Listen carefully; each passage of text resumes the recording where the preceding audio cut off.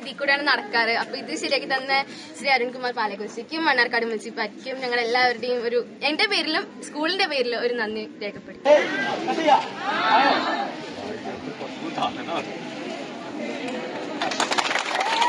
മണ്ണാർക്കാട് അരക്കുറിശി ക്ഷേത്ര പരിസരത്ത് നിന്നും KTM വിദ്യാലയത്തിലേക്കുള്ള റോഡ് സൂപ്പറായി. വിദ്യാർത്ഥികൾക്കായി നിർമ്മിച്ച റോഡ് KTM സ്കൂൾ വിദ്യാർത്ഥികളുടെ പ്രതിനിധി സ്കൂൾ ലീഡർ ഇഷാനി തുറന്നു നൽകി. കൌൺസിലർക്ക് നന്ദി പ്രകാശിപ്പിക്കുവാനും ഇഷാനി മറന്നില്ല.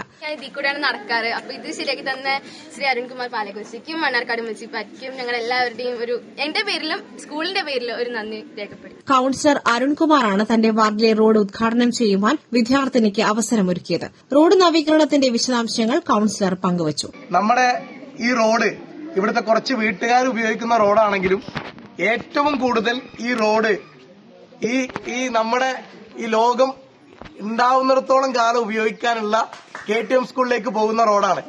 ആ റോഡ് ഏറ്റവും കൂടുതൽ ഉപയോഗിക്കുന്ന ആളുകൾ നമ്മൾ വിദ്യാർത്ഥികളാണ്. അതുകൊണ്ട് തന്നെ ഇതിന്റെ 100% പണിയും പൂർത്തീകരിച്ചു എന്ന് പറയാൻ എനിക്കാവില്ല. പക്ഷെ പരമാവധി നിങ്ങൾക്കൊരു വാഹനം വരുമ്പോൾ മാറി നിൽക്കാനുള്ള ഒരു ഗ്യാപ്പ് കൂടി ഇവിടെ ഉണ്ടാക്കാനുള്ള ഒരു പരിശ്രമം നമ്മുടെ ഭാഗത്തു നിന്ന് ഉണ്ടായിട്ടുണ്ട്.